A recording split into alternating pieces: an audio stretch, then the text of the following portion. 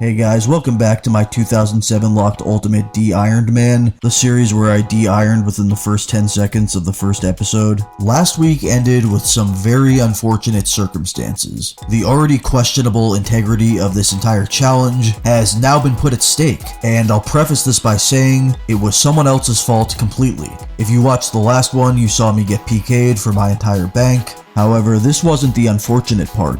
The problem was how it happened. You see, the guy who PK'd me was using a dust battle staff, which was released in 2016, which means I should have put him on ignore immediately when he started talking to me, and I actually did, but then curiosity got the best of me because I thought he might say something that would make me mad, something that I would simply need to respond to. So let's get into this long-winded rant about why I don't actually have to follow my own self-imposed restrictions now, and it somehow isn't my fault. Basically, since he killed me with a dust battle staff, I can no longer call myself a 2007 locked De-Ironed Man. With that being said, I've come up with a new restriction. I'm now not going to do any quests, or at least finish any quests on this account. I might still start them, and I might do mini quests, but I'll have 0 quest points the whole time. I'm just gonna see how far I can get with this. This puts me in a position where I will be locked out of the majority of content in the game. It's not going to be a very fun restriction, but this account isn't about fun. I think I might add in a second restriction where I'm actually not allowed to have fun, and if I start having it, I have to delete the account. So stay tuned for that. I'll let you know how that goes. So what comes next? I'm glad you asked. We are now going to be seeking revenge. Revenge on the man who derailed this entire challenge.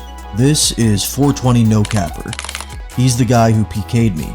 As you can see, I hired a guy who calls himself some sort of RuneScape private investigator, which is probably the cringiest thing I've ever heard in my entire life. With that being said, I paid him 100k to follow this guy around and get a profile on him. Learn his every move. To beat this man, I need to think like this man. I need to get in his head. This all starts with mental warfare. Of course, I need to prepare myself. Since the whole 2007 thing went out the window, I plan on hitting some sand crabs, training in the art of melee combat and ranged combat. I won't be training mage because I don't think this guy has access to protection prayers anyway, so I really doubt it'll make a difference. And also I can't afford runes because I owe the private investigator guy 3 mil in late fees, and I gave him a good amount of Bitcoin as collateral. However, I probably don't even need 2 combat styles if I'm being honest, but it's a safe bet. What 420 No Capper lacks in conventional combat skills, he more than makes up for in finesse and strategy. Don't let his level 31 combat level fool you, he is a dangerous man. And right now I have one major weakness. I don't have any gear whatsoever. 420 No Capper has all my gear, and I need to get set up. I was able to leverage what was left of my bank into a rune scimitar and some nice leathers. We're going to be killing chaos druids for about an hour. As you can see, I got a nice little looting bag that's going to make this a little bit easier. Okay, so now that we've done a few inventories of this, we are going to transition into crushing unicorn horns. I figure I'll do this till my bank is sitting around 1 mil, and that should get me set up nicely.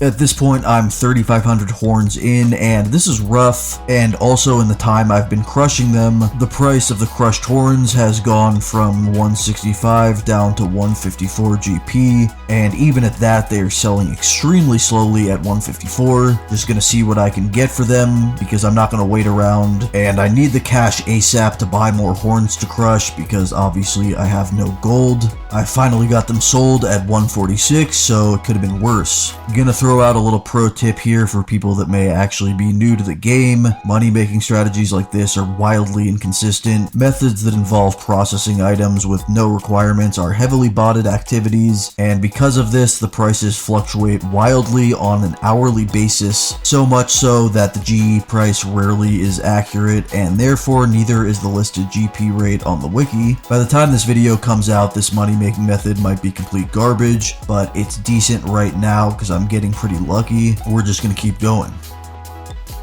Well, we did a full buy limit. The price has been dropping like a rock the entire time, but we're just gonna get some essentials and head over to the sand crabs. Something you might notice is I did a lot of my training on mobile, and that's because I had to go to work, but that doesn't mean I'm gonna stop grinding. My passion for not doing my job is truly unmatched by any other passion I have in life. I plan on getting at least 6 hours of efficient leveling in during every one of my shifts. Guys, I'm back with base 50 melee stats. We beefed up range a bit, and we acquired a magic short bow and a granite maul. Training range will clearly be a pain in the ass as we won't have Ava's devices, so getting the range cape will definitely be a priority. I found out that this actually gives you the ammo saving effect of Ava's accumulator, even if you haven't done animal magnetism. For now, we're wearing this explorer's backpack and passing it off as the accumulator to save face. I'm not gonna look like a fucking idiot running around ranging without any sort of backpack, so if anyone were to ask why I'm throwing darts all over the place and not getting any of them picked up, I could of course use the excuse of bad RNG, because technically the accumulator only has like a 72% chance to pick up your ammo, so I could just say like I'm never lucky, so it's 0% for me. Of course this doesn't have to be statistically possible, because bad RNG doesn't give two shits about statistics. Making money to finance this upcoming battle will be challenging, no doubt. Unicorn horns are not going to cut it. The only money making strategy I can think of off the top of my head is Soul Wars, and since I've never PK'd anyone who wasn't my alt in my entire life, it's going to be a bit of a grind. I figure we'll mostly be fighting bots here, but it is a valuable experience. I will be gaining knowledge and applying the knowledge. That's what this is all about. There's only one glaring issue.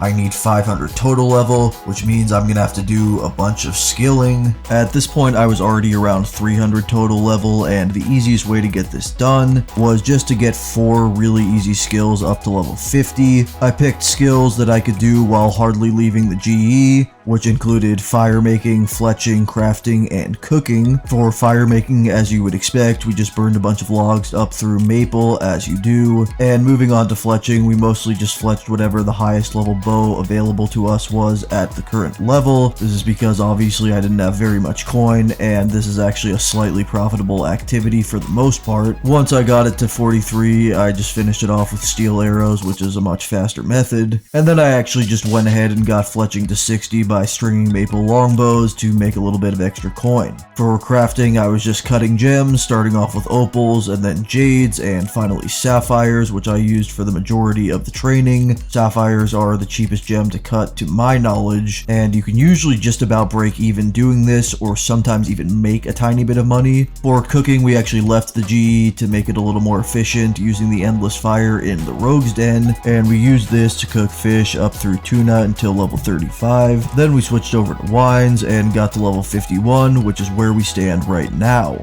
Now that we're over 500 total level, we're gonna head right into Soul Wars. I'm sure it'll be a good time. I don't expect anything to go wrong. I just sat through the tutorial, so here we go.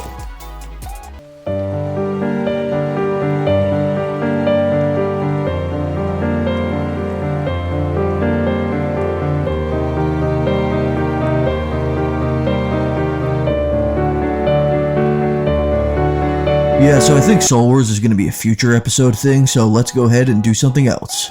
Guys, we've built a pretty decent gear setup here. As you can see, we got the monk's robes, we got the G-Maul, we're looking pretty fresh, we got the rune full helm, and you know I had to bring that 4-way range switch. We got the blue dragon hide. You know, I could have bought all this on the Grand Exchange, but this is all custom. I had it all personally tailored by one of my very close friends, a close associate of mine, so that's when you know you're getting the top quality of gear. Based on stats alone, I should crush this guy. I just can't let him get in my head. If I keep my nerves in check, this will be an easy PK. We can send this idiot back to the lobby and move on to bigger and better things. My private investigator has supplied me with a chart of where he will be and at what time. We have a very short 4-hour window where he is likely to pull the wilderness lever, and that's where I'll be waiting, plotting my revenge. I will touch base with you when the deed is done. Okay, so just a small hiccup. About 2 hours into waiting for this guy, we did run into this other guy who I'm pretty sure was a bot. I couldn't get him to stop attacking me. He was being really toxic, really annoying, just not taking no for an answer. I explained to him multiple times that I have unfinished business out here with someone else, but he didn't didn't want to hear it. Eventually I was able to TP out, but this caused great annoyance and it got me a little rattled. I'd be lying if I said this didn't shake my confidence just a bit for the upcoming battle, but I'm determined to get this done so we can get back to more interesting things, like trying to figure out how I can get into Mauritania without doing any quests. Hopefully next time you hear from me, I will have killed 420 No Capper and he'll be sitting in Lumbee. Guys, I'm back and this is painful, but I may as well just tell you what happened. We're all about documenting our journey in the series and not sugarcoating things. So basically the No Capper himself showed up and I was ready to go. I had tirelessly planned this entire encounter in my head down to the very last tick, but unfortunately it didn't go down the way I wanted it to. Mike Tyson once said everybody has a plan until they get punched in the mouth, and lo and behold, I got punched in the mouth. It started off just the way I wanted it to. I got my opening line in, and just as I was about to send his miserable account back to Lumbridge, he made fun of my obby cape. And I'm not gonna lie, I was pretty startled. This cape is over half of my bank value, and I worked very hard to earn the coin to get it. I tried to brush it off, but I had to admit, he was right. What kind of revenge would this be if I did it while looking like such a noob? At this point, even if I had killed him, it wouldn't have made a difference. I TP'd out in a fit of rage instantly. And so that's where we stand. We need to get a fire cape, and that's what we're gonna do. And in the meantime, I'll continue paying that guy to follow him around and track him down yet again, except next time I'm finishing the job.